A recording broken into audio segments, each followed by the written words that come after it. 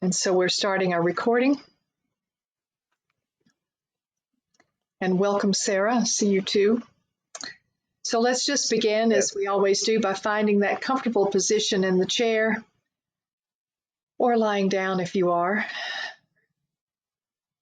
And just take a moment to be aware of the weight of your body on the surface that you're sitting on or lying on. Just be present to the physical body. Give your attention to your feet. Notice the weight of your feet, wherever they are. And if you're wearing any socks or shoes, be aware of the feeling of the covering on your feet.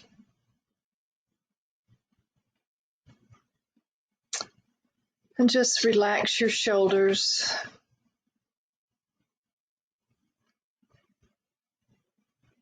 And allow your head to be relaxed at the top of your neck. Imagine your head just floating at the top of the spine, relaxed, balanced. And I do recommend sitting with the spine straight if possible, if comfortable, to allow that flow of energy, free flow of breath, to just bring your attention inward.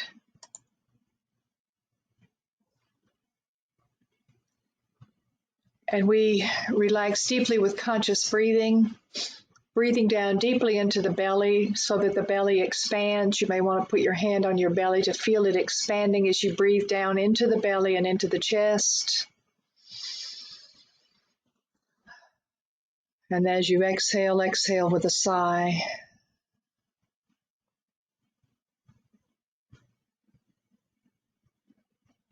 Breathing in again deeply, we breathe into the belly and the chest, welcoming the breath. And then exhaling again, fully and gently. One more time, we breathe in deeply, fully,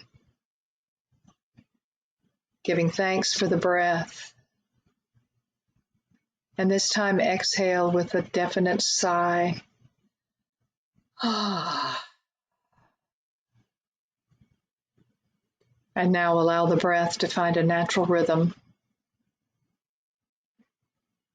Still holding your attention on the breath.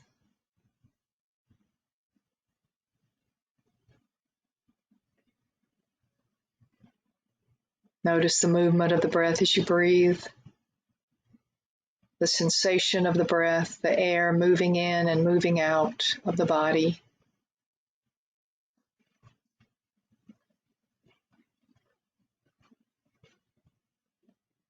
If you need more assistance in relaxing, you may hold one wrist with the other hand. A very calming technique.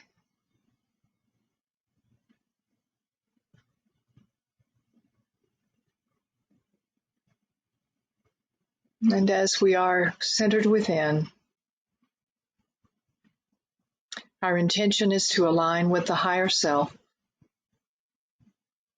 Acknowledge and value the body, the mind, the emotions, all of our experiences. At the same time, we are none of these. We are grateful for the body, for the vehicle that it is, the expression that it allows us. And that is not the real self of us. For we are not the body, and we are not the thoughts, we are not the emotions, we are not the circumstances. We are pure life essence.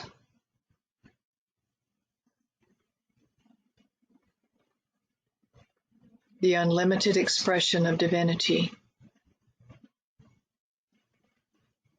And as we let go,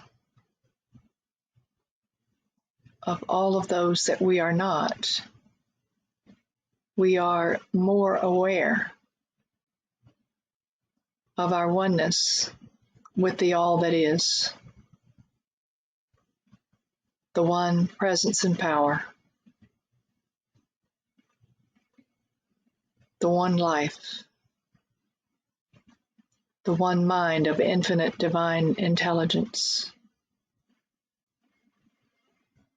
We open our minds and our hearts to that divine intelligence already present within us, for we cannot be separated from it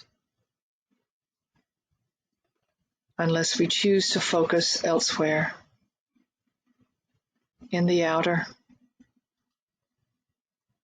or even the mindless chatter of thoughts. And so as distractions arise, as thoughts arise, as feelings arise, whatever distracts us, sounds in the outer, sounds in the inner, sensations, any of the input from the five senses, we just let it go and come back to the breath, come back to the center within us,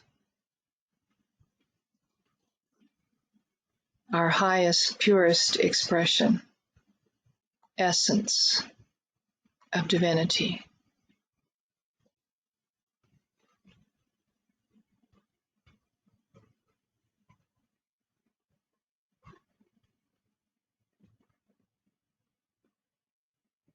And perhaps you would like to silently say an affirmation of this truth of who you are. You may simply say, I am, which is your spiritual identity, or I am an infinite spiritual being, a perfect expression of divinity. Hold that concept, that truth, for just a moment in the silence.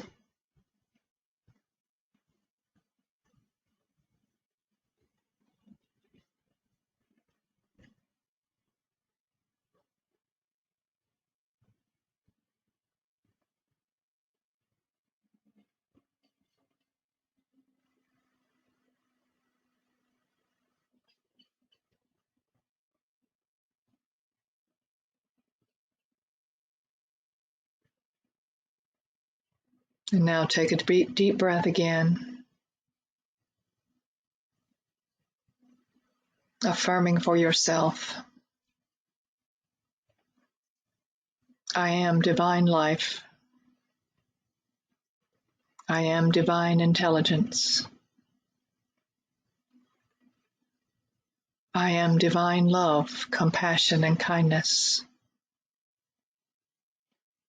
I am strength and power. I am peace. I am joy.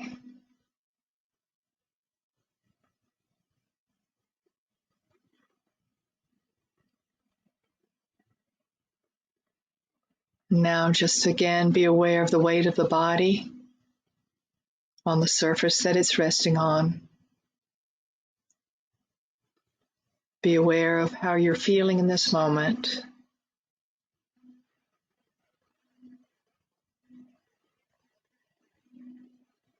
And if you are in that peaceful and joyful vibration, I invite you to open your eyes, holding that same vibration as when your eyes were closed.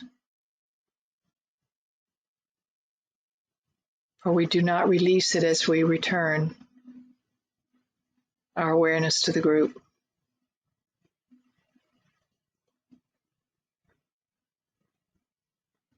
I behold the Christ in each of you. Namaste.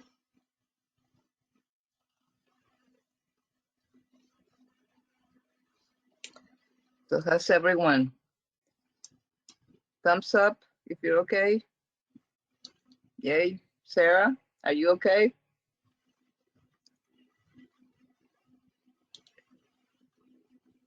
Are you okay? Yes. Yes, I'm Okay. good. Thank you. Okay. Sam, are you okay? Yeah, I don't know why my camera isn't working. Do you see the icon up? Yeah. Okay, don't worry about it. We can hear you and we know you're there. It says my webcam is already in use. Does it have a share? Is there a place to share it? Hold on. Let me see. Screen. Turn on camera. Your webcam is already in use. Okay. I think I'm gonna restart my computer and sign back in. Okay. Thank you. All right, I'll be right back. Thanks. Okay. Okay, so we're gonna have the question for the day is what will constitute a perfect day for you and why? Hmm. What will constitute a perfect day for you and why? So, Lisa.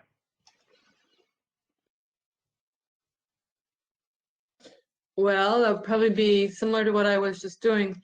It would be a beautiful sunny day in nature, on a ski hill with no people, with nice powder snow.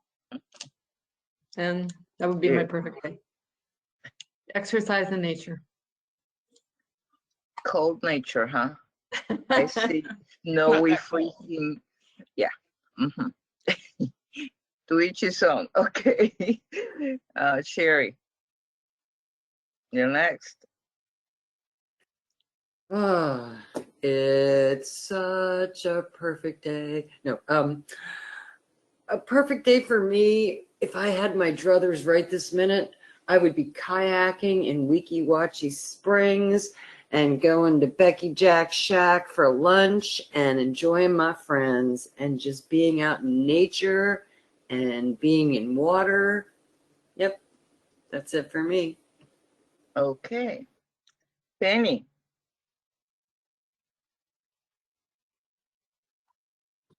Well, I'm feeling so disconnected and anxious right now that I would like to wake up one morning and not feel that way. Feel Okay. And more present. what would that day be like? Well, I'd wake up and my mind would not start getting monkey chatter right away. Okay. And well, definitely if I could maybe go for a walk in the mountains, I don't know, something like that. And just after I fed my cats and gave them all a hug, go out and go someplace I haven't been for a while, which would be the mountains, and walk by myself in the mountains, and hopefully would not get eaten by a bear. But but I start worrying about being eaten by a bear. So, but yeah, I'd like to not have this anxiety and feeling of disconnectedness in my life. So does going to the beach or the San Felipe But the Park? beach is fun too. I know it's so much closer than the mountains. Post that you had such a great time, out Yeah, in I nature. like the beach too. Yeah, that's probably what I need to do.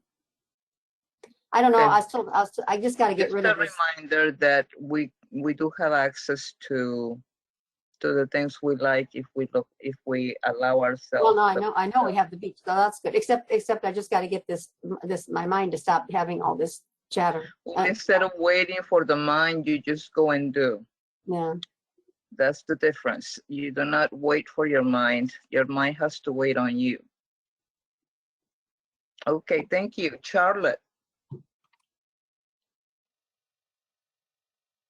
Well, I would like to be outside, preferably on the top of a mountain with my family and friends, just having a good old time.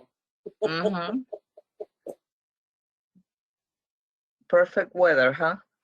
Yes. Whatever that may be. Yeah, like 30s. Okay. Oh, brr.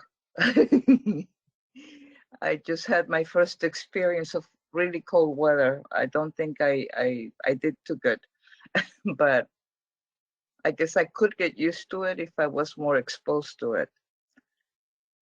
Okay, Sherry's going now. Thank you, Charlotte. Pam, you're muted.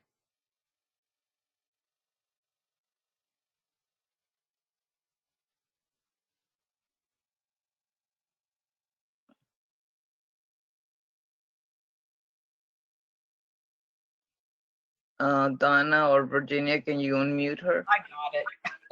My mouse Okay. wasn't working.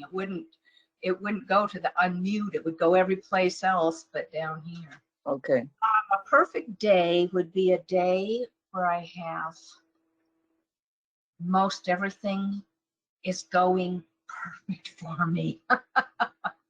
Instead of all these challenges cropping up, and I feel like I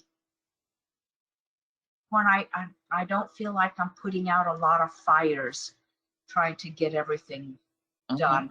I feel like that's what the last 2 months has been, is putting Right. out. Well, the move and all that, and congratulations on you selling your home I know, in finally, Florida. and it Uh-huh. took 2 weeks to get any money to me.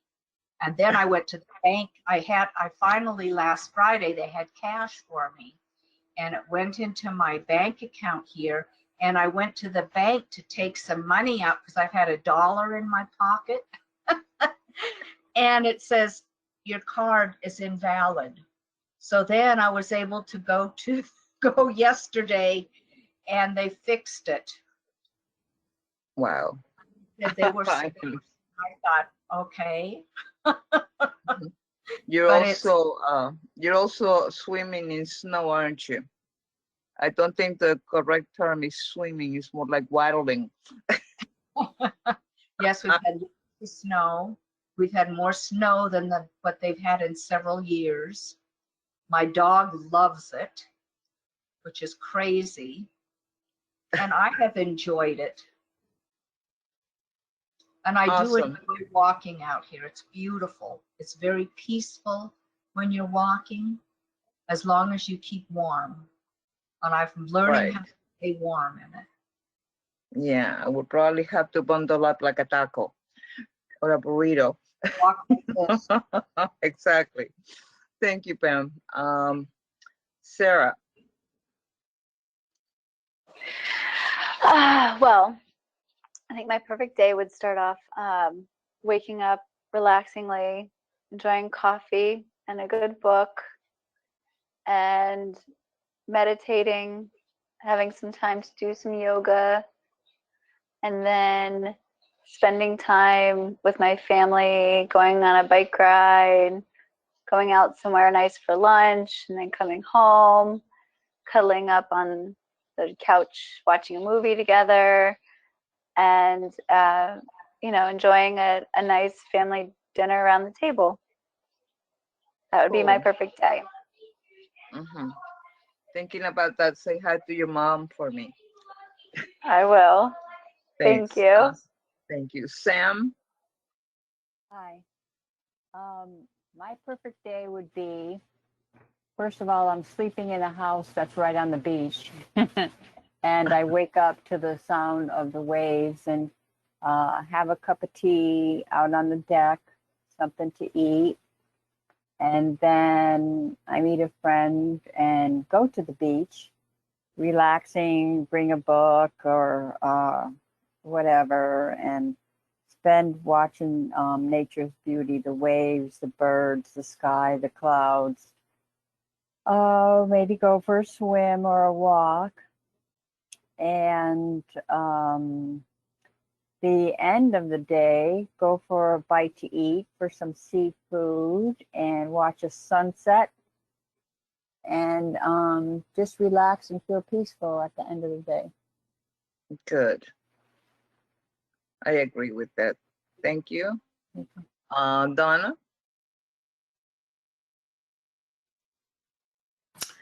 Mine is almost carbon copy of Sarah's. a perfect day for me would be waking up,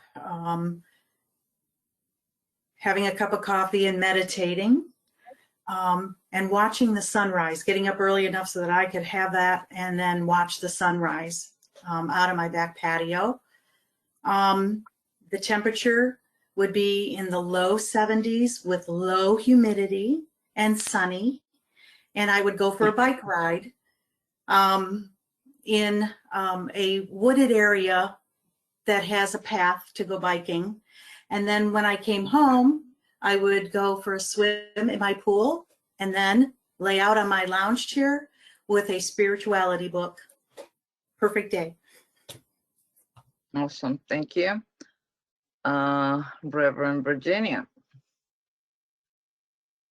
I like a lot of those ideas. Yeah, but yours. I know, and some of those are mine. I too, my perfect day begins with immediately with prayer for the day and meditation before my feet hit the floor. And that whatever happens that day, I approach it from the spiritual perspective so that I stay in balance, whatever the circumstances. Okay. What else with the day? The day you started with the morning and then you summarized it by, and then I'll do this. And then I would end the day with prayers of gratitude and prayers before I go to sleep. Because it really. Yeah, but how would you like your day to be? Would you like to have a? Told you, yeah. There are many things that I enjoy that I would love to have, but the most rewarding day for me is the day that no matter what happens, I stay balanced in spirit and approach everything from a spiritual perspective. And when that happens, everything is joyful. Everything aligns. Yes. Thank you. What is my perfect day starts with me in bed and listening to gratitude music.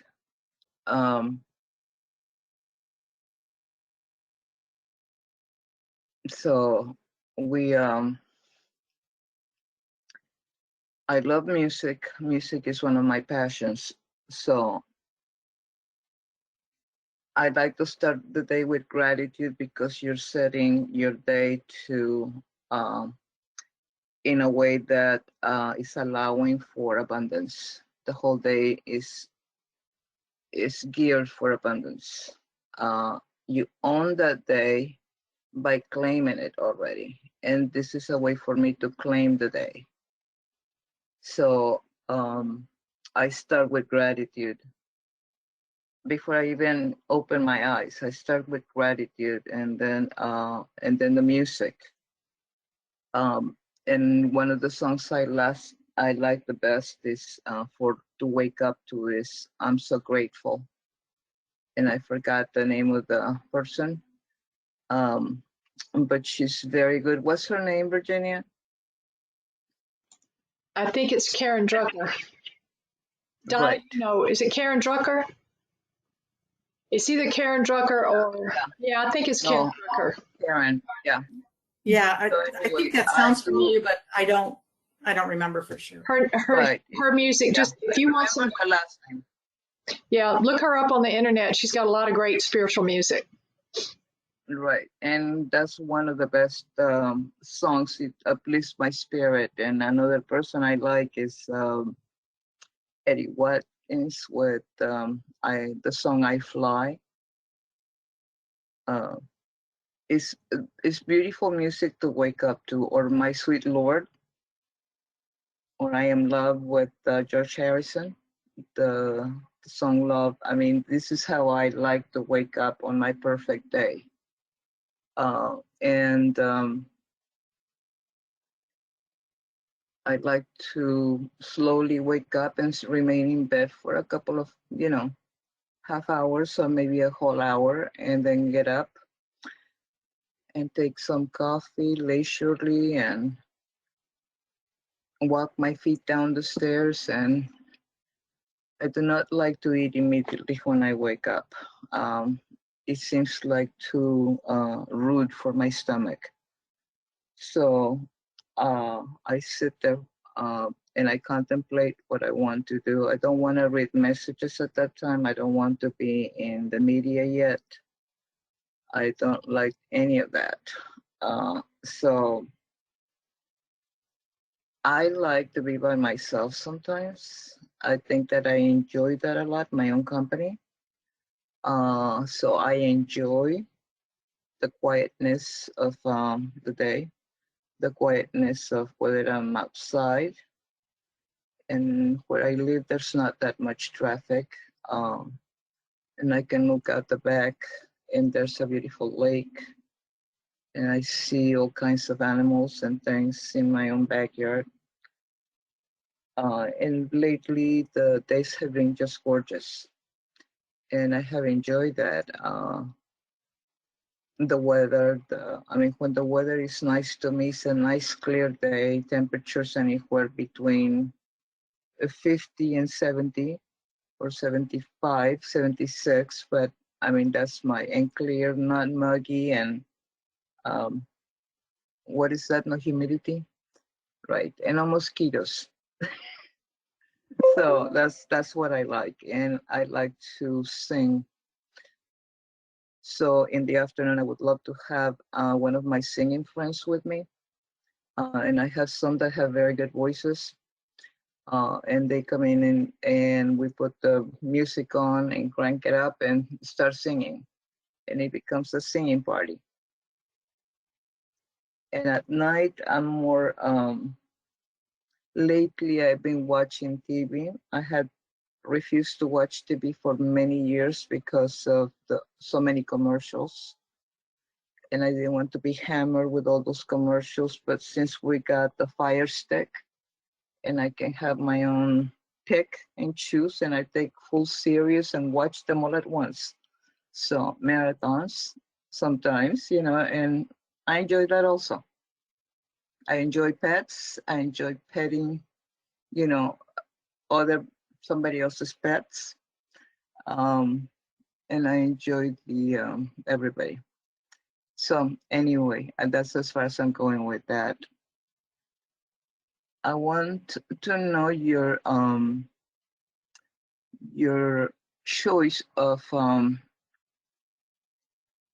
what do you think about attachments to your ideas, attachments to your truths and your beliefs?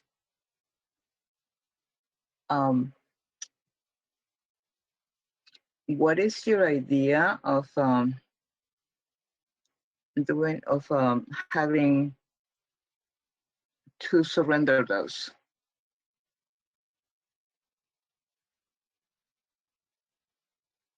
I know. 1 second here. So when I talk, surrender your attachments to your truths and your beliefs. The letting go, the surrendering of that. And I'm going to, that's what this class is about. So I want to talk about attachments for a moment, for the whole class actually. And I want to talk about the attachments to our truths and our beliefs because I think that this is really important as we start to continue to shift into higher states of consciousness. You need to understand what it means to be on a fifth dimension and acting from that point.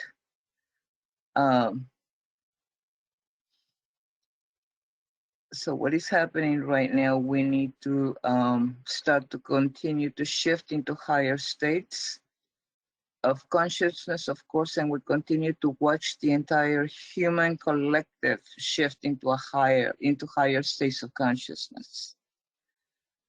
Remember when an entire human collective, which is one large frequency with billions of humans creating that frequency, when it starts to shift, we start to see the lower frequencies appear on stage, okay? You will, because we're shifting, so you get to see the worst of the human species but you also get to see some of the best because you see a lot of people striving for a higher environment. So, like I said, when it starts, you see the lower frequencies, you can see them almost on stage because of the media, right? Like the fear, the greed, the manipulation, the control, chaos. You know, censorship. Like censorship. All of these things start to appear. These are consciousness, the consciousness of the lower vibration of the collective. The collective carries by itself one frequency, but because the collective is composed of so many people, it's like the variable between the lower and the higher, and you're in the middle, and that's the collective vibration. So when that starts vibrating and it's trying to shift to a higher vibration, anything that is not fitting there's going to fall to, so you can see it, so you can look at it, and it's showing you what is there, if that's really what you want, or do you want a different reality. If you're okay with that, you will fight to stay there. If you're not okay with it, then you're going to move up your consciousness, okay, not your behavior. You start looking at consciousness and how you behave, and are you really coming from a higher aspect of you when dealing with others that are not so agreeable. Okay, so the way the human evolution moves, the way consciousness shifts, is quite natural, the way it is doing, and it has always done it for thousands of years, but also requires us as humans in the collective to play a role. So we are part of that collective. So as we start shaking the vine, things are either going down or coming up. It's a balancing of trusting that already has been there for thousands of years, like I said, and that you play a role in. Your role is your frequency. Okay, remember when I talk about the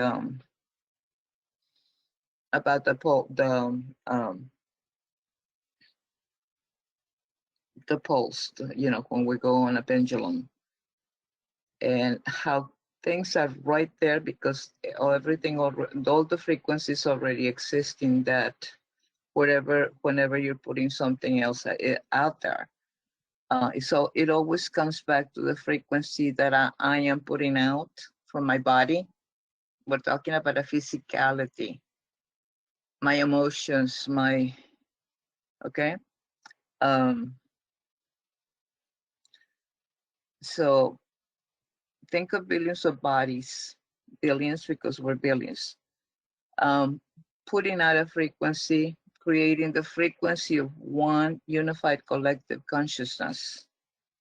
So your thoughts, your beliefs, your truths, your behaviors, your emotions, those all create a frequency that moves out from your body. You're emanating that, okay? So when you start awakening into higher states of consciousness, you start to recognize your beliefs, what you believe the most or where you stand. You start to notice, observe your beliefs, you start to notice and observe your truths, and you start to notice that your belief and your truths are here. They are here. When I say here, I mean here in the body, as I'm pounding my chest. So they're here. That's our frequency. And it's very physical because your body is emanating that. That's how come I'm trying for you to communicate with your body, to be more conscious of how your body's talking to you. because the way he's talking to you is also talking to the universe. Okay, so you might say, well, I'm not thinking bad thoughts, and you know, and I'm not feeling this way or that way or the other, but you forget that you have cellular memory that is always active. And you might not consciously be there, but physically you're putting out a vibration. Okay, so you're saying, why do these things happen to me? Why do why do I keep on running into things like that? I shouldn't be. I mean, I'm walking a spiritual path. I am doing everything I know how to do. And this stuff is happening. And I pray and I meditate and I kneel and I do nya, nya, nya, nya. Okay? You know what I'm saying? So why is it happening? Because that's what we came here to do, to help the collective. And if we're not paying attention even to ourselves, much less the collective. But if you consider yourself a light worker, you need to pay attention. You're being called to action. This is the time. Okay? So you start to notice and observe your beliefs, and you start to observe and notice your truths, and you start to notice that your beliefs and your truths are here, that they're not external. They are mine, they are yours, you know, if you own that. When you see something out there that is not resonating with you, that's definitely not yours. Not that you are right and they are wrong, it's just not resonating. That's not your truth at the moment. Okay?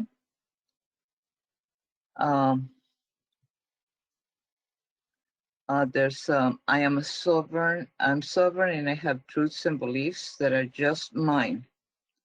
And when we start to separate from the external truths out there, or the external beliefs and what's ours, and we feel it and we resonate with it, then we need to, we have this urge to speak it as our truth.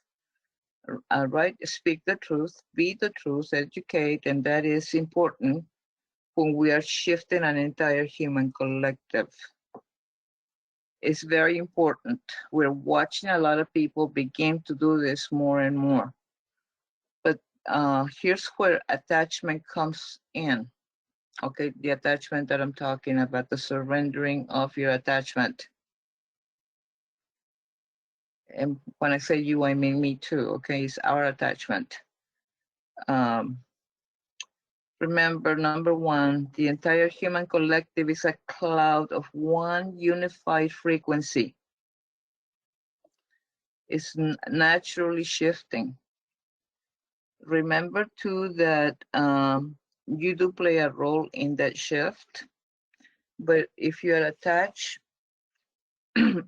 if you're attached to the truth, to your truths and your beliefs, meaning this is the only way it's going to go, and it has to go this way because it's my way, that's the way I think, and I know I'm right. People have to hear me, they have to believe me, they have to see my truth. How come they're not understanding this? How are they not seeing this? How can they not grasp this, right? I mean, the self-righteousness that we get into, that's our attitude. Like, only if they knew better, if they did the research, if they understood. And I don't care what side of who, religion or whatever side you take, it doesn't matter which side it is. I'm talking to both sides of everything. The yin and the yang, and the right and the wrong, and the black and the white, everything. So how come they're not understanding this? How come they're not seeing this? How can they not grasp this? This is so frustrating. This is so exhausting. And we're even talking about our family members, those types of things. That's an attachment to the belief and the truth. It's an attachment to your beliefs and your truths.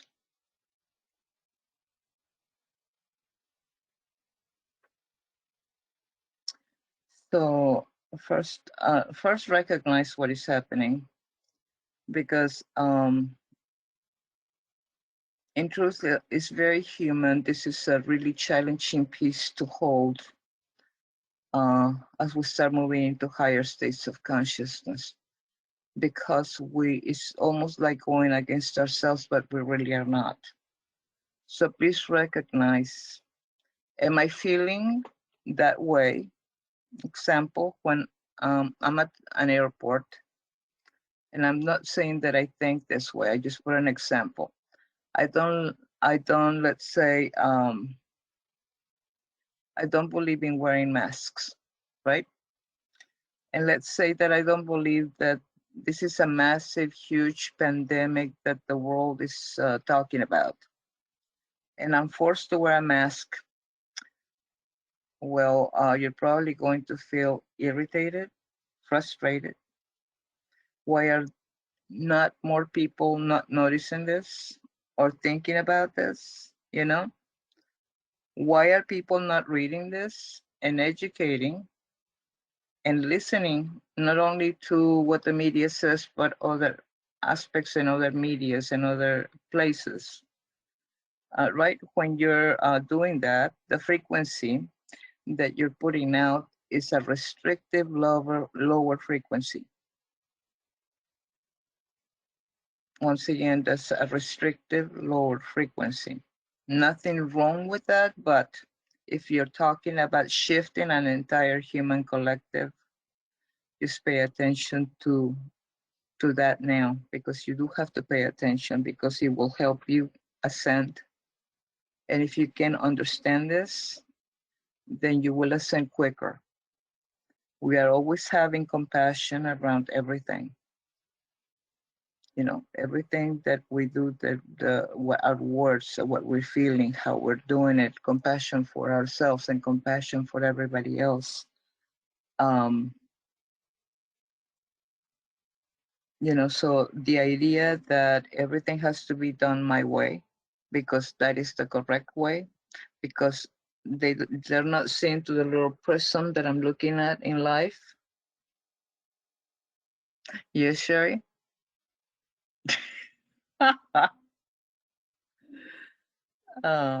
So we start feeling irritated and frustrated. Why are there not people more like me? Or thinking about this,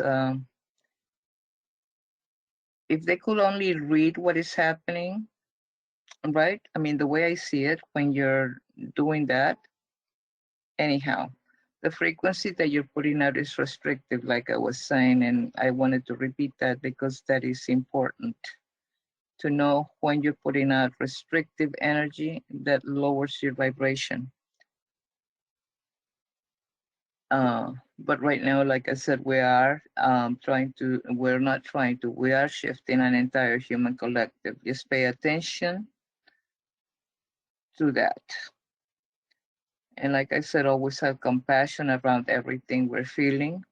So we want to give ourselves the ability to just feel that and be okay with that. But then say to yourself, wait, am I attached? Am I attached to any truth and my belief? It's a big one. It's a challenging one, because we are that, we are representing that. But when we are attached to it, then we get frustrated by others for not being in the same state that we are in. So what we want to start to practice is, okay, I got my belief, I got my truth. I recognize that I am standing in a collective field that is shifting naturally, and I am a part of it. And that no matter what, millions upon millions of humans are going to continue to wake up or shift into higher states of consciousness. And my job role is to be in the higher states as often as I can, knowing what I know, holding my truths and my beliefs without getting attached to the expectation. that I am here to change all of this. You're going to have a lot of suffering if you surrender to this balancing of my truths matter, my voice matters, my beingness matters, but I'm not attached. I'm going to let go. I'm not saying don't speak your truth. I'm not saying don't educate. I'm saying continue to go and keep going, charge forward.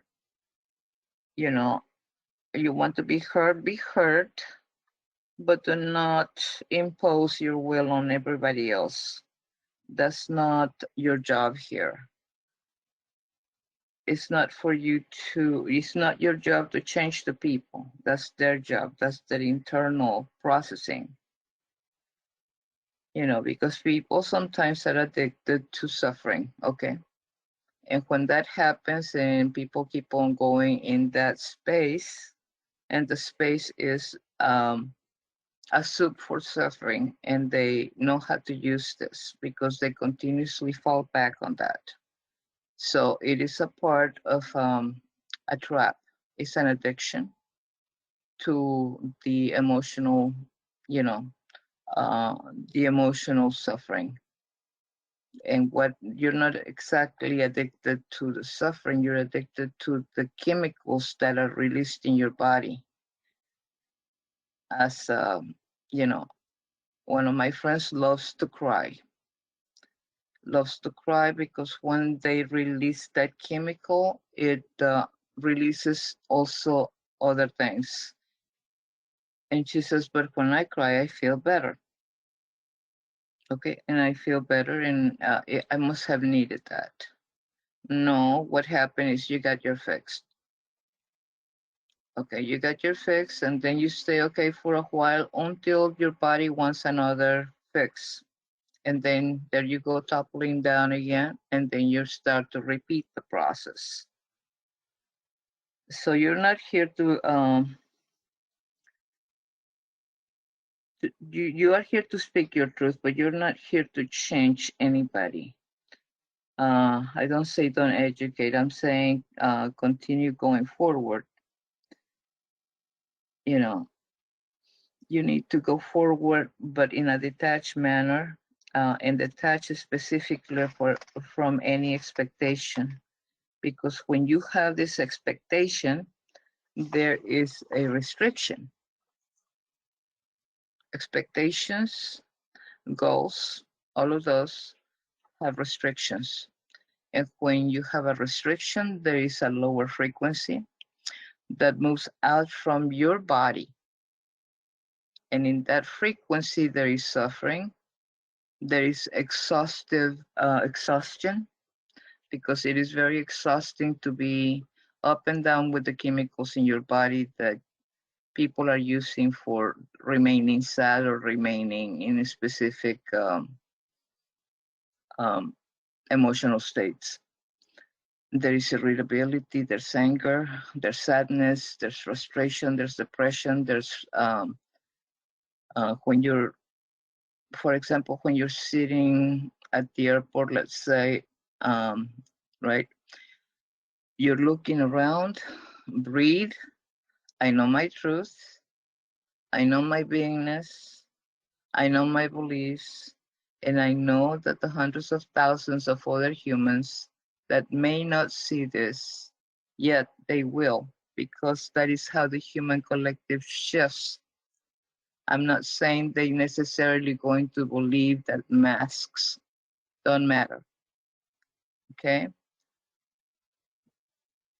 I'm saying you're going to shift into higher states of consciousness. Let's get that very clear. I'm not saying that they will agree with you. They will have their own truth. We all have our own truths. And we may differ a little bit each one from the next. But those are our truths, and that's what we resonate to. Okay, so you are allowed to keep your truths and all of that, but you're not allowed to do what you want to, but it is in your best interest to detach from going down somebody's throat and going don't wear a mask. Don't you know that you're brainwashed? Or wear a mask because haven't you heard the doctors? And don't you know there's a pandemic out there and everybody's going one way or the other. And no matter which side, they all have their own truths. And to them, that is a truth.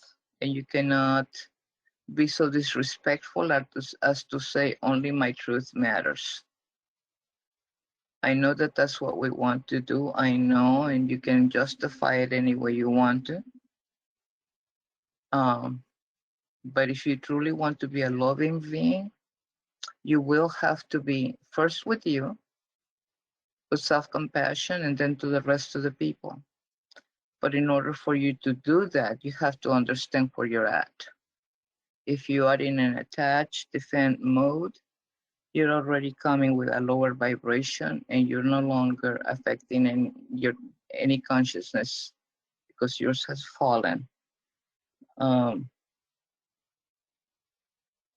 So what I'm saying is that they're gonna fall into higher states of consciousness. They will get into higher states of consciousness, meaning that they will start to shift into higher states of consciousness control that the collective, that the external has on them. Okay? Because part of what is happening, yes. Sherry. I'm sorry, and this may be an opportunity to practice what we're talking about, but I just got a call that Jimmy has been put in hospice and has approximately a week to live. Yes, we're aware. Okay, Paul just called me and said to please hold Jimmy in prayer. He's gone actually to Port Richey because Teresa can't do it anymore. So he's actually not in the house anymore. Is he still conscious? Sometimes, yeah, he gets out of bed and does things, and Teresa can't handle it anymore. Okay. It is sad when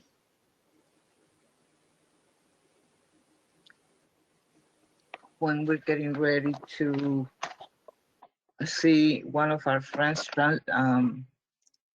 move on.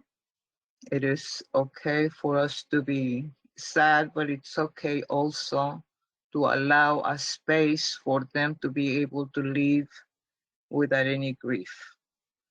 So they can go freely, so they can go with nothing weighing them down. I'm not saying that it doesn't hurt. All I'm saying is get in touch with the part,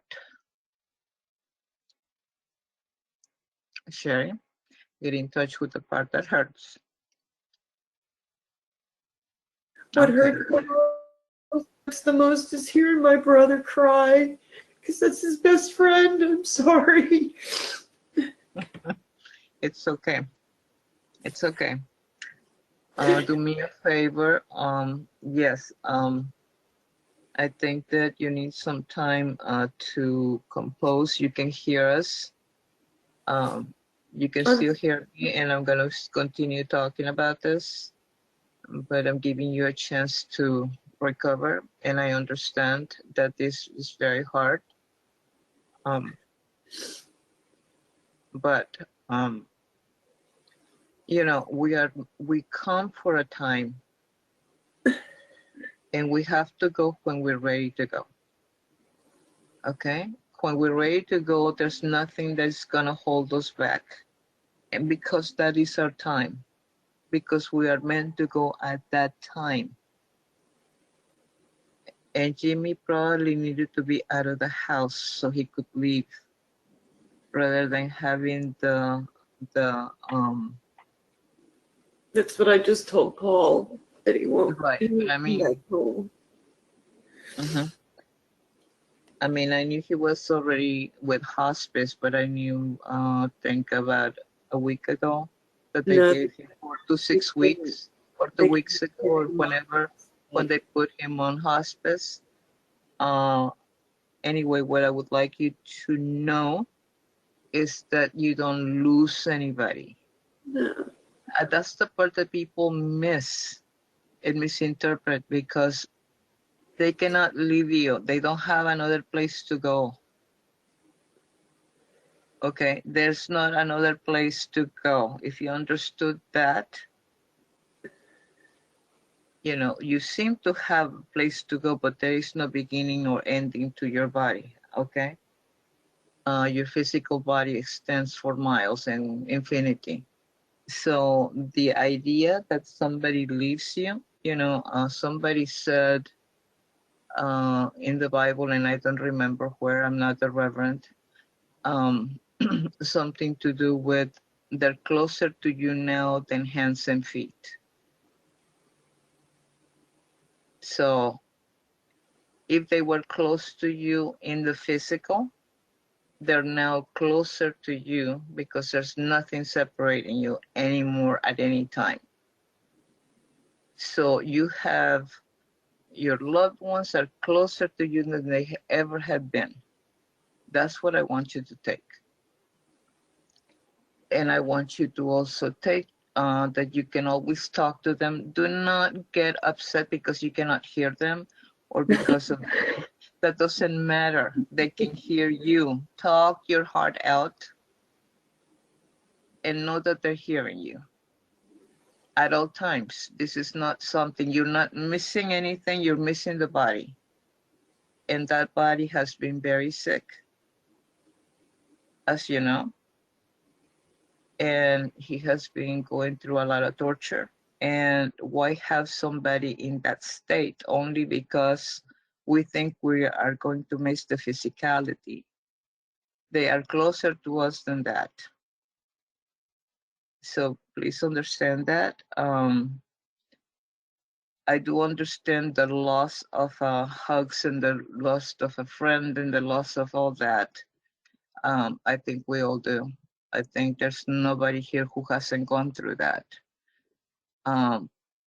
And it's a very teachable moment for all of us.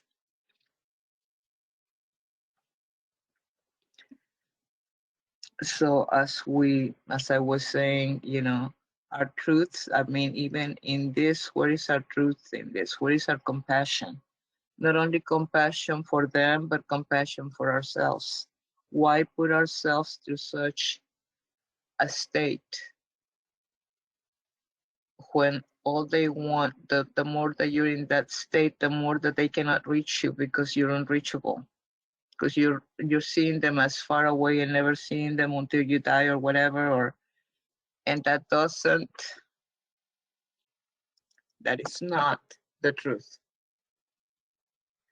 So once again, compassion. Are we in truth? The truth is we don't want anybody in shackles, keeping somebody in shackles because they're sick. I mean, what is the compassion in that? We're talking about being compassionate, loving beings. Let's be that.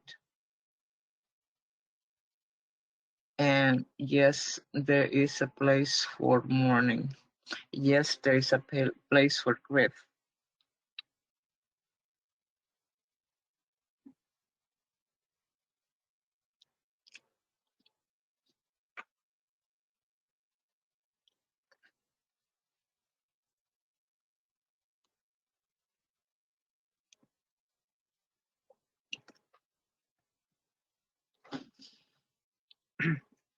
But it's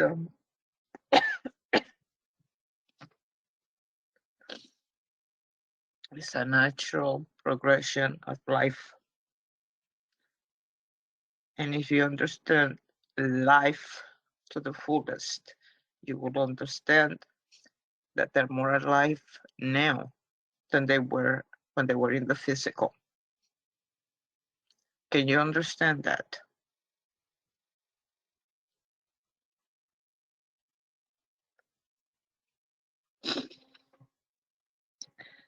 So I'm going back.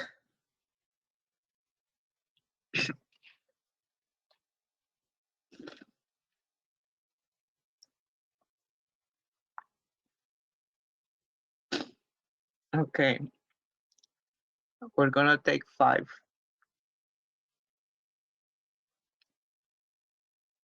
Can you pause the recorder, please? Um, help me over here with what you understood so far about what I said. Sure. Is the recording back on? Thank you. Yeah, it's I understand that what you're saying about the we all have a truth. We all have our truth, and we're here for a purpose, and that is to share our truth. But it's I question about whether, you know, when you use that example about, you know, how of the airport, let's go back to that example when you were saying. I mean, I'm not saying that I am against masks. I just put that out there. No, that was a good example. That's a perfect Uh-huh. example because it does raise to both sides of the coin there, you know, beliefs. So you know, let's say, as you were saying, you don't believe in masks. Let's use that. I don't believe in masks. Let's just say, and I believe that's my truth. And you know, that's the part that I'm struggling with, because I believe that that's my truth, and that and it's okay if that's okay if that is your truth. What you cannot do is interfere with somebody else's. I get that. I get that. I guess what I'm saying is, so if I'm thinking this person will eventually understand, like other people, you use the example of, you know, why aren't others with me on this? You know, well, if I know my truth is I don't believe in masks, and then I'm also thinking others will join me on their own time. Others will join me on their own time. Isn't that kind of a conflict there? I mean, I'm thinking to myself, I have truths that I believe in, and though it's hard to determine, I guess it's hard for me to determine whether it's a truth or whether it's cellular memory. Maybe that's what. Well, if you're coming out of fear, I will ask you, are you coming out of fear, or is that really your truth, or is that your fear? There's two very different things going on there. Okay, so watch and see if it's fear-based. If it's fear-based, then we know that it's not truth. Right. In other words, you're going to be observing and you're going to say, am I actually attached? How do I know if I'm attached? I'm attached if I'm fearful, or if I start attacking, or if I feel, you know. Okay. And at that point is you decide you want to go into a higher state of compassion for you. So you withdraw to your distance and you do whatever you need to do. You know, let's say that you wear 4 masks, you know, 4 or against you, doesn't matter. Right. And suddenly, okay, you allow yourself to be you and you protect you.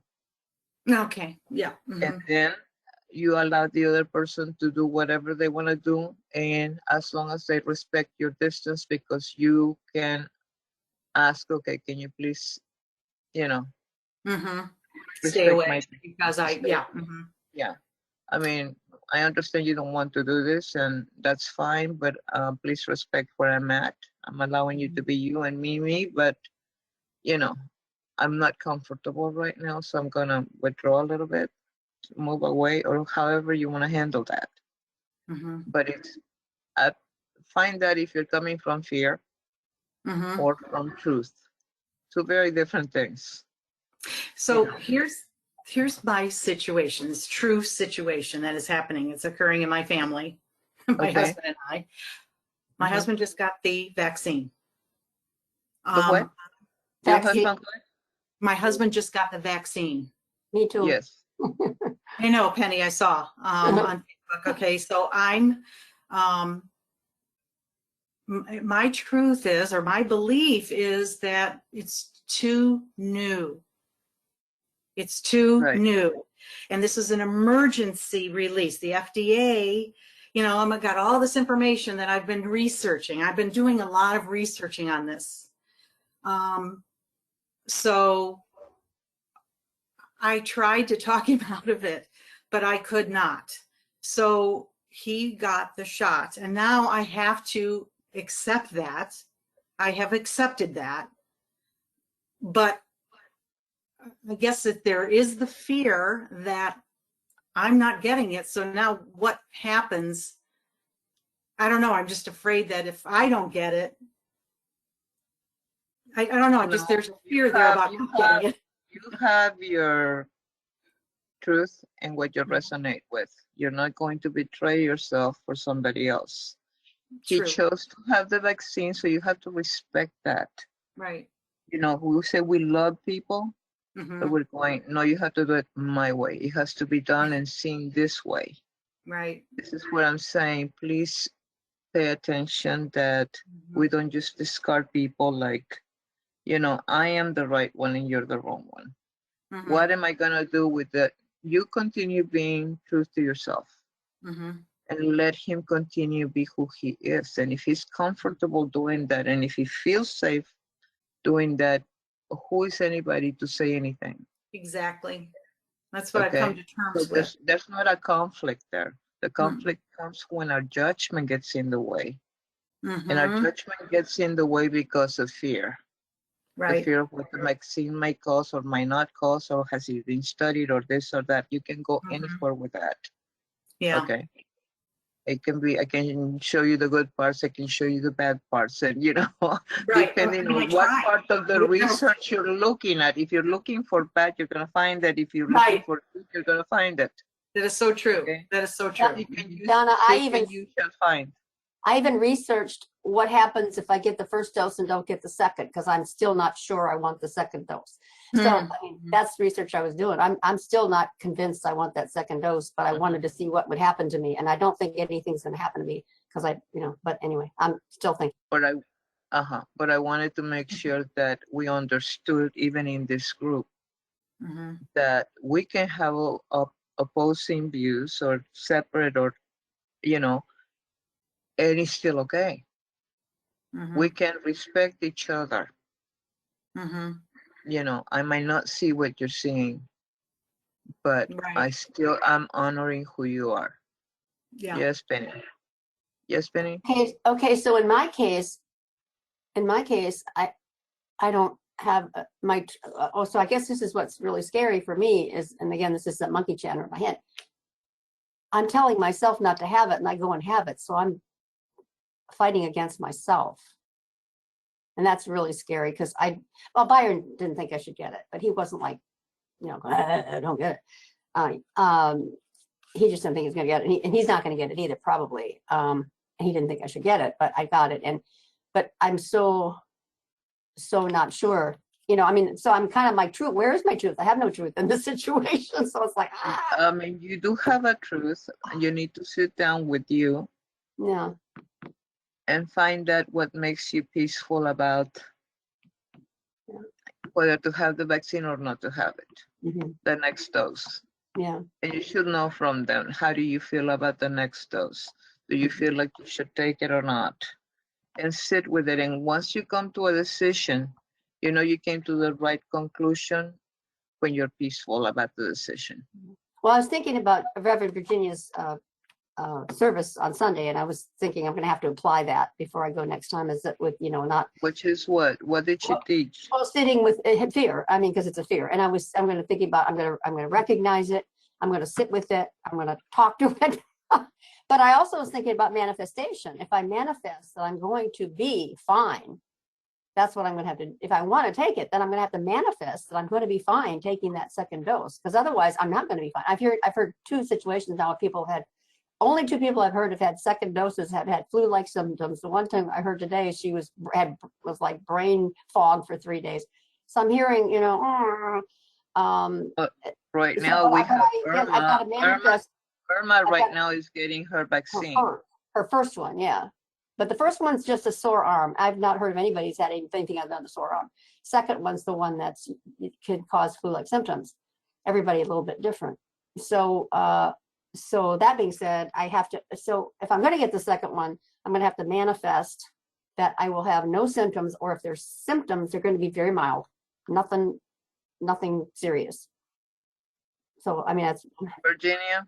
So Penny, I'd just like to say about this, that it sounds to me like in this moment, that if you decide to, decide that you have to manifest being okay taking that second dose, that may not be your truth and your clarity. So that's true. ask for guidance, sit and let your body speak to you about it. And let spirit within you speak to you about it, and go in with an open mind and not, trying to influence the guidance one way or the other. Because I did that once, and I'm not trying to say this to convince you one way or the other. Please hear me that. I had parasites, and the doctor prescribed an antibiotic for me. And he gave me a really strong dose, and but I didn't know that. And so every time I took the pill, I blessed the pill and said, I am whole and healthy. I came close to wanting to kill myself, because my reaction to that antibiotic was so strong, because I did not listen to my guidance. I did not check my guidance first. So always check your guidance about your decisions. That's all I would say. And when you feel peace, it's the true guidance. Okay, thank you, everybody. I'm going to move on. So, like I said, we are trying to free ourselves from the shackles that have held us tight and restricted for most of our lives. And so what happens is you're awake to this, you're free, and you're looking around, and you're recognizing that all of these other humans are still being controlled by the external, and it's challenging and frustrating to watch it. But if we continue to let ourselves stay attached to our truths and our beliefs, meaning, how is this happening? What's going on? When are they going to wake up? Etc., etc. That's an attachment, but instead surrendering and saying, it is moving in the natural progression that consciousness moves when it shifts into higher states of consciousness, which has been happening for thousands of years. Look at where humanity was 100 years ago. Look at where humanity is now. And there are many things that humans did 100 years ago that we don't do now. It doesn't make any sense to do them at this point, and that's called evolution.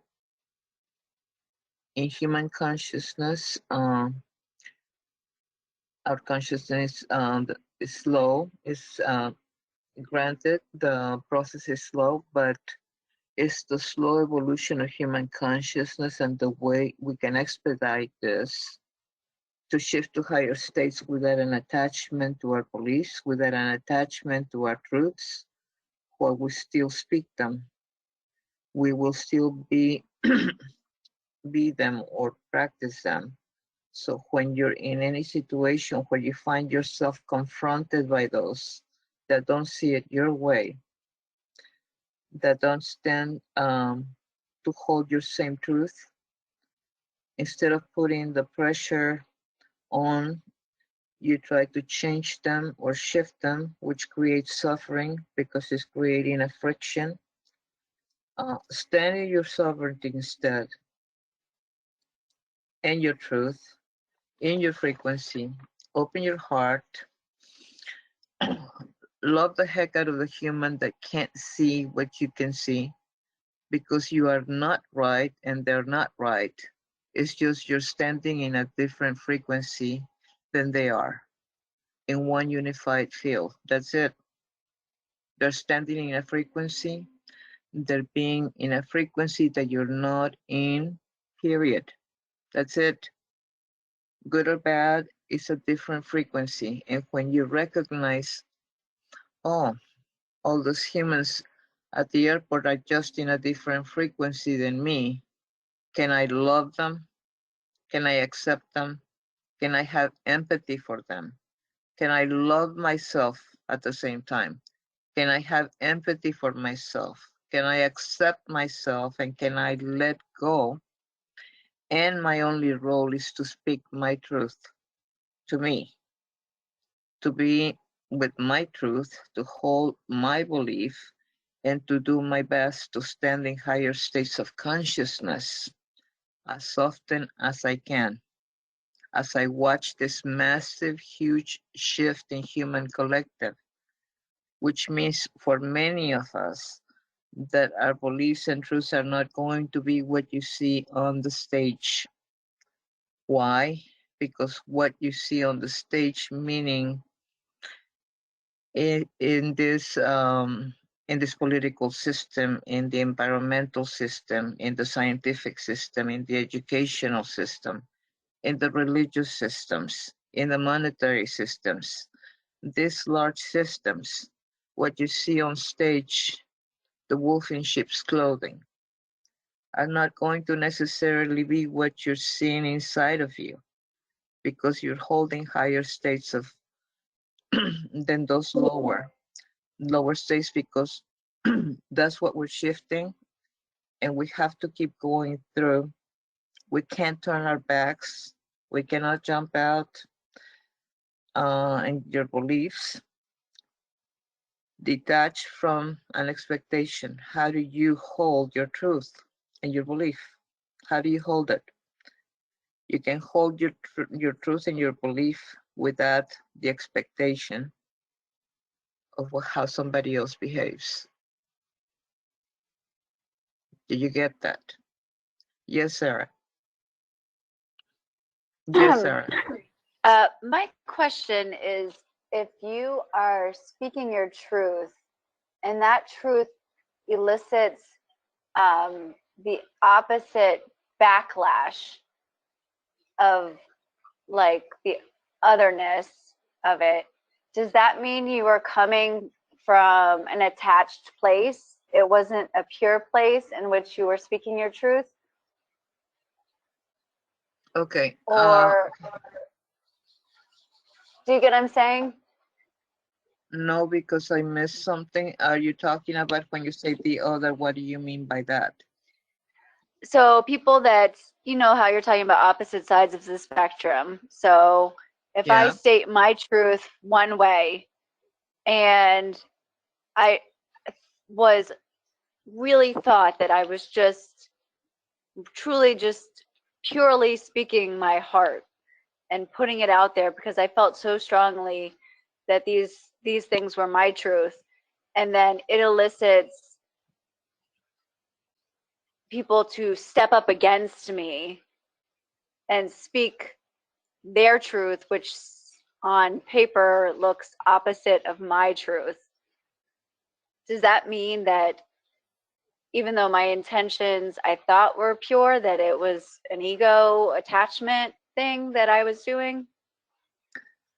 First of all, you don't need to convince anybody of your truth. You speak Right. your But truth, I just, you hold your truth, and you hold your convictions.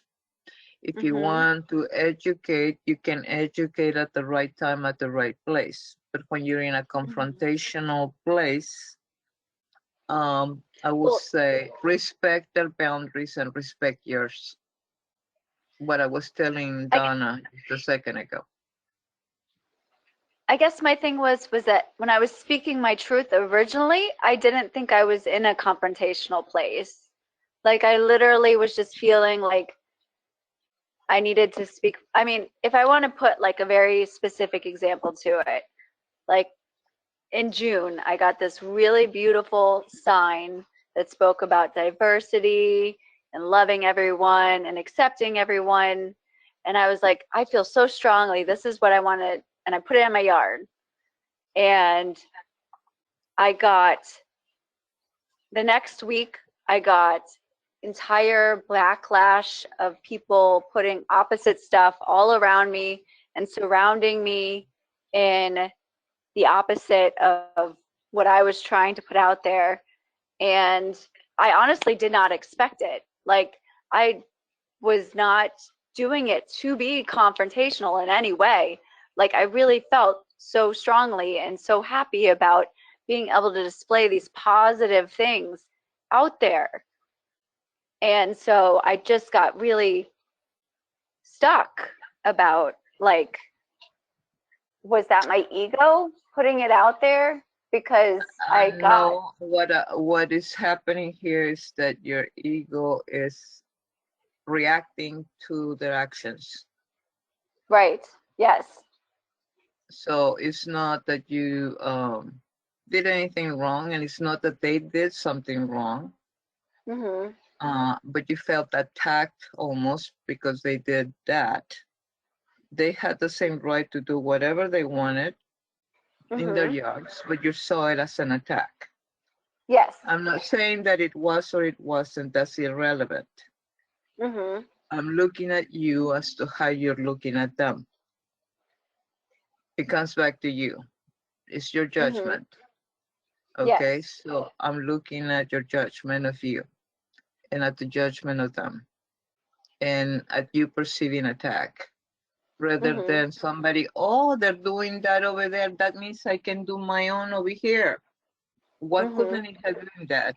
I mean, but we immediately go to the opposite, to the attack part, because this is Yeah. what we're being taught to do, that we are divided and that we do this and that and the other, but we're not. And no matter what one does and the other one doesn't, is perceived as, there they all go, they're rubbing it in my face. Yes, you know, this Mm-hmm. happens and that happens. And can you sit with you and find out what you're responding to that? What is the fear in that? It's a fear.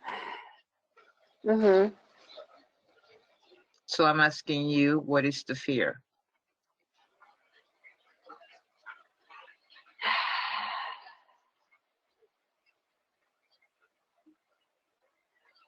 Honestly, what came up Mhm. for me was that my fear is that I am wrong and that my truth isn't really my truth and that something I hold so dearly somehow isn't my truth. Okay, I think Does that parts make of any us sense? parts of us at one point or another, we seem to go back and forth like, well, maybe I'm not looking at this, or maybe I'm not looking at that, or maybe, you know, but that is our own ego separating and dividing and Mm-hmm. trying to analyze and judge. And, you know, the more we go back and forth, the more we analyze, the more that we are playing the ego's game. The best thing to do is step back, leave your sign where it is, and let everybody else put their signs or whatever, and everybody should be happy because everybody's expressing what they want to express, Mm-hmm. regardless of how you're seeing it. You know, you're Well, making an assumption. right. Well, it's also that they told me, but I guess I'm just wondering if you speak your truth, is it to be expected to amplify the opposite of that by speaking your truth? Is that a natural part of No, speaking but I your mean, truth, is that you will elicit the opposite? okay, were you aware where your neighbor stood with that? Um, No, not really. Honestly, one neighbor, Okay, so yes, I it realized. was a learning curve for you to Hmm. see where you were at and to see where they were at, and it was okay. What I'm trying to teach you here in this class, this particular class, is that everybody has a right to express and that you can say your truth, but do not, just because you didn't get your expectations met or your script that this is how things should have been happened, should have Right. happened, that that's the way that it should have been. You should be okay with them and with you. That's the point I'm trying to make through the whole thing that I'm doing here. That if you really want to accept the people that you say you accept so freely and that you love so freely and that you're such a loving spirit, then walk the talk. Yes, Virginia. So I have a question. When you say speak my truth, are you saying speak it out loud to someone else? Or because I heard you say it's about accepting ourselves and speaking our truth to ourselves. And I conclude from that to make the choices that we feel peaceful about. But when you're saying speak your truth, what do you exactly mean by that?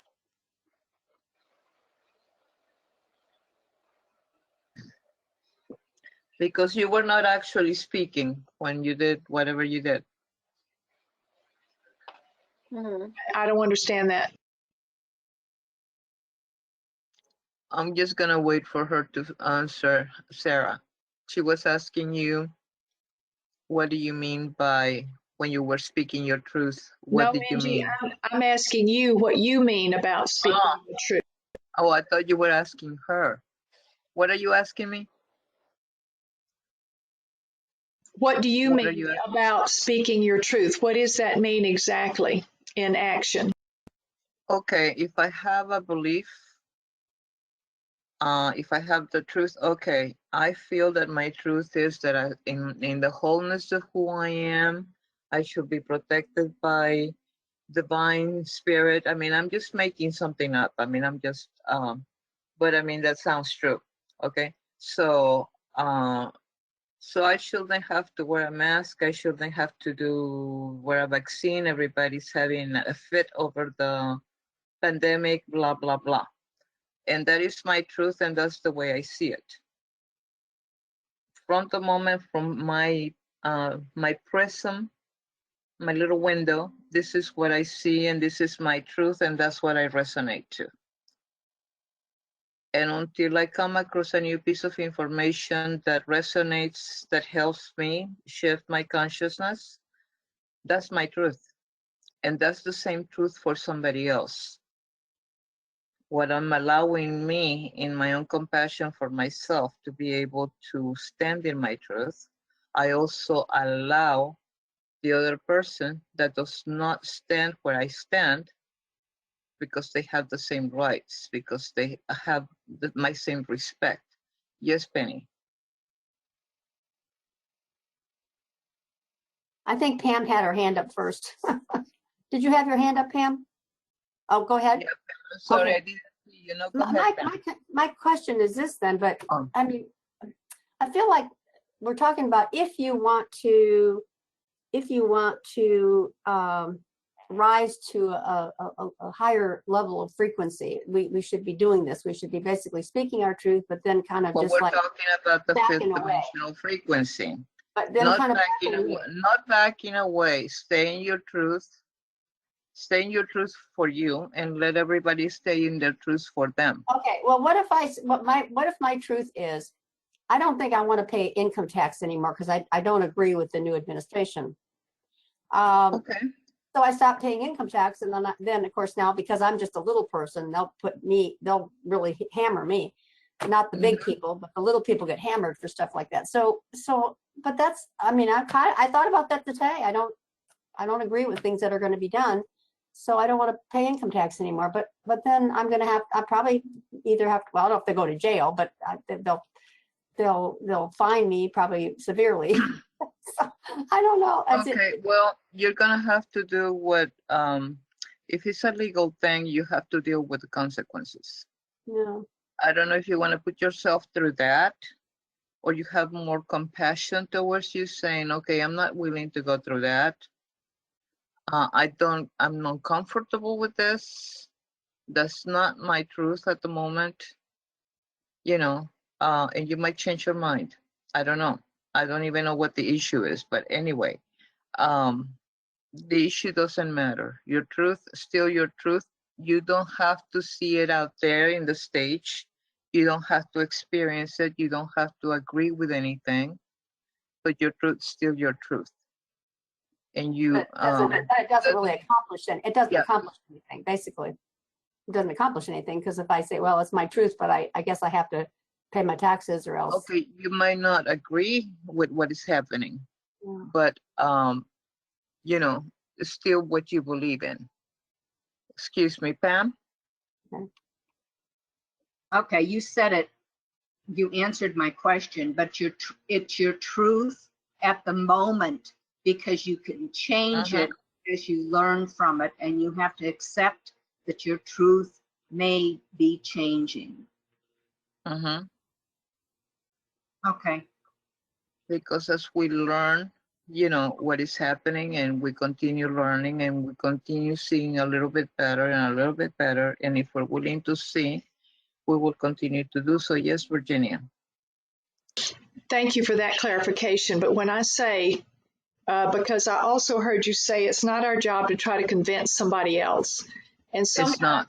so we have to be careful, it seems to me, in how we express our beliefs to others.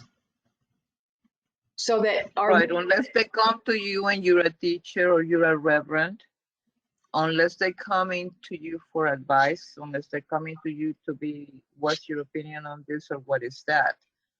Even though they're coming to you or me, they're still going to have their own minds and their own thoughts and their own things, and they will come up to their own conclusions, and that's perfectly fine. They don't have to agree. At well, any time, they can throw away anything, and it should be okay with you and with me. yeah. But what I'm saying is we have to be careful if we're coming from the ego that believes I have to change your mind to my belief. No, that's what I was just saying before everybody started talking to me. As opposed That's what to, I was getting to, but I have not been able to get through most of this because I keep on. you did say that already. You said that already. I know. So I'm not exactly sure what your point was. My point is, if you choose to put your opinion out there like the yard sign, and nothing, I'm not against that at all, Sarah, Right. that when you express that opinion, just put it out there, then you will get pushback from others. And then you decide, how do I deal with that? And Angie covered that, allow them to have their own opinions. Does your belief bring you peace in this moment? That's the important thing for us to stay in peace no matter what they say. But it doesn't help our peace to try to convince somebody else to think like we do, because that is not coming from a place of love and peace. Okay. Am I off on that? No. Okay, so like I said, I'm not trying to change them. My role is not to shift their minds. My role is to speak my truth, to be my truth for me, to hold my beliefs in my sovereign field, in my area, in my field, and to do it from higher state of consciousness. One more example. Let's say you're like me and you go into the grocery store. Now I'm gonna change it around. Before I wasn't doing masks, now I'm doing masks. You go into the grocery store, you believe in wearing masks. You go into a grocery store and you believe that everybody should be wearing a mask. And you walk into that grocery store and some people are and some people aren't. You are going to get frustrated and annoyed and angry if you're holding an attachment to your belief, to your truth. My belief is right. People need to be doing this because that's the right thing to do. What's my belief in my truth? What my belief in my truth is the true way. It's the only way. It's the only way I can see. Why are they not doing it? Etc. Etc. Etc. Instead, you say, okay, holding. They're holding a different frequency than I am. They're holding a different frequency than I am, and the way I shift the entire human collective into a higher state of consciousness is I come back to me. I let go and detach from what I expect anyone else to do. And I love the hell out of my truths, and I love the heck out of my beliefs, and I love the heck out of my sovereignty, and I love the heck out of my truth. I'm walking around the grocery store. I don't like wearing masks. I really don't, because I at one point or another I get claustrophobic, but I do wear them to protect you and me. So it refocuses me back to me here and pulse at a higher state, pulse on a pulsating at a higher vibrational frequency. It will change the way you be in the way you are in every now moment. Going forward, as we watch on stage these wolves in sheep's clothing getting louder and louder and louder, triggering or pushing up against your beliefs and your truths. So instead of letting it trigger you or get you angry and upset, you're 3 steps ahead playing chess. You're going to hold a higher state of consciousness because you already see what's happening. Go ahead and get louder. I'm going to detach from any expectation of making sure my truth and belief does anything other than hold me in a higher state of consciousness. That's how we do this. I hope this made sense. What a ride we are on. I mean, my goodness gracious, moving into higher states of consciousness. It's interesting. It's not necessarily easy. It's practiced over and over and over repeatedly.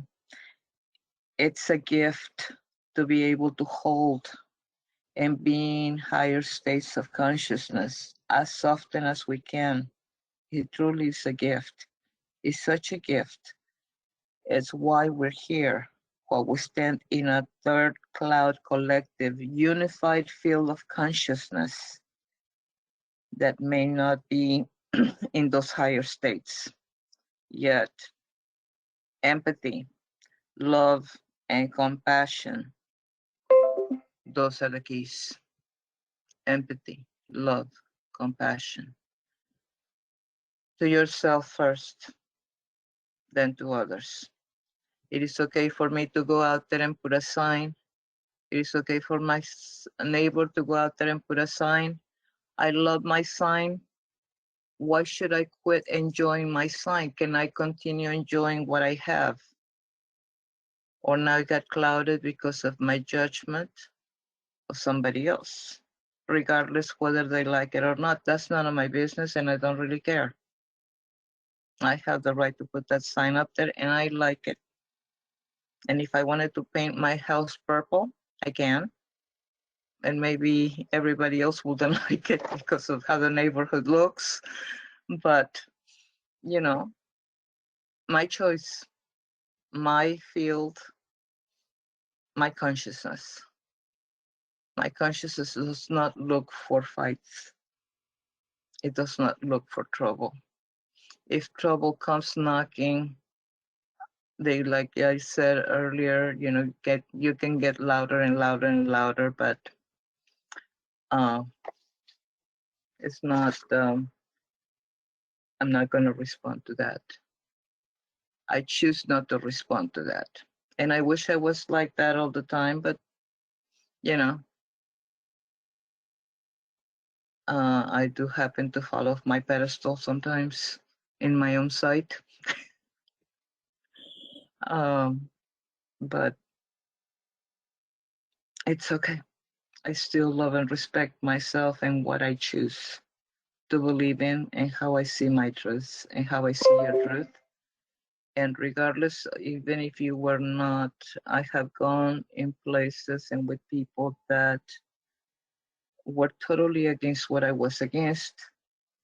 Um, and I still went ahead and defended them because they have the right to express just as much as I do. And I have to have, do I say that I love these people? Really? Is it more important to hold my ground because I feel in fear? Is that love? Is that compassion? Yes, Sarah. Is it is it possible for other people's truth to negatively impact you? I guess, like for example, like the mask, like people that don't wear masks, like can infect other people.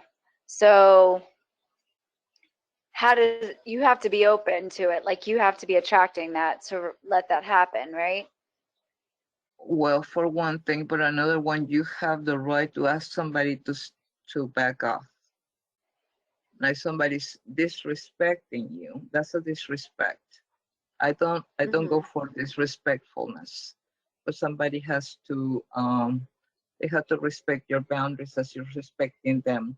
Okay, I don't have a problem you're not wearing a mask, but please keep your distance from me so both of us can be comfortable in the same environment. And you might want to wear a double mask just to make sure that you know you protect yourself as much as you can, and then see what happens. But I mean, you are a holder of peace. Okay, hold your peace first. Be in peace about yourself, and if that requires distance, put the distance, or keep the distance away, and insist on the distance to be maintained when people are not respecting your belief, your truth. Okay, thank you. Uh-huh. Okay, everybody. Time for meditation. Please. Yes, Virginia, we only have 5 minutes. I know. I just wanted to quickly say before you close with the meditation that there's information about donating to Unity for the class. The very first chat, the information is there. We appreciate your gifts and your support. Thank you. Okay. So I want you to relax. I want you to sit back or lay back or I want you to hear me. I am going to hum and I'm going to for you. I want you to take in a deep breath and hold it.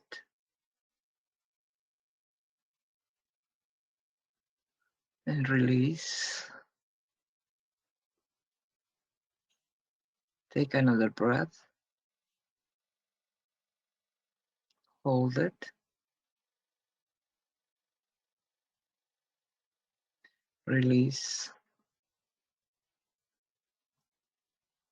I want your breath to be natural,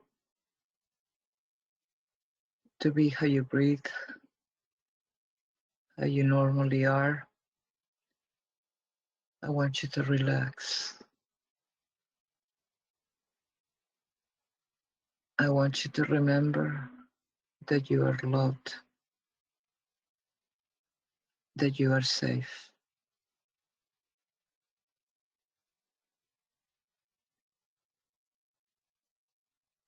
that you are divine and divinely guided, that you are truth and love and joy.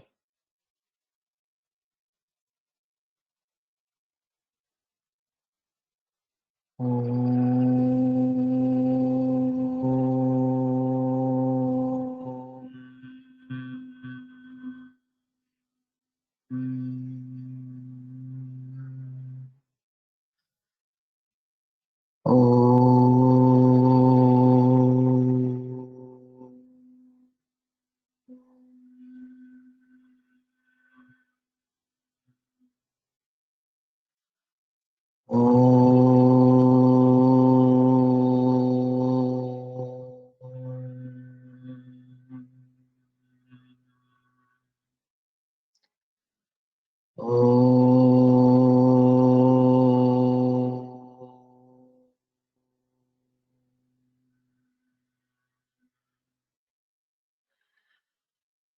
I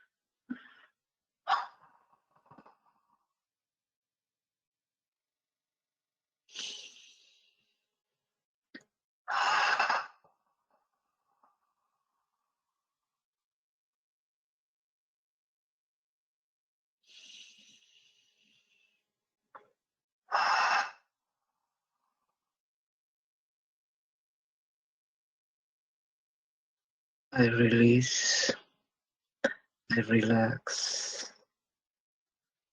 I let go, I let God, I let God, I feel safe,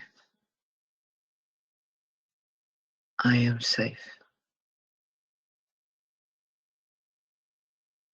I can relax, I can allow well-being,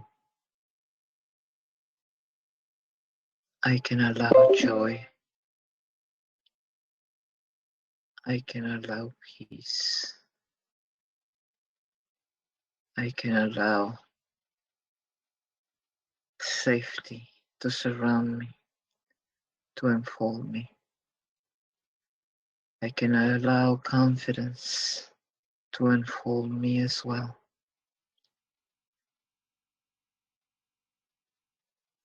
The same with nurturing, allowing love, allowing release of stress, of anxiety, allowing release of preoccupations and worries, allowing release of condemnation, self-condemnation, and judgment. We are the glory of God in expression. We are the light bearers. We are at peace. We are peace. We are the harmony makers. We are the truth, the way, and the light. The glory of God is the manifested presence of God in you, as you. You are that. You are whole. You are loved immensely. You are cared for and you are guided.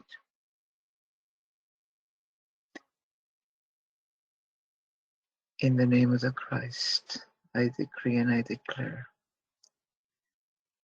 that you are a light bearer and the glory of God. And so it is. Amen. Namaste.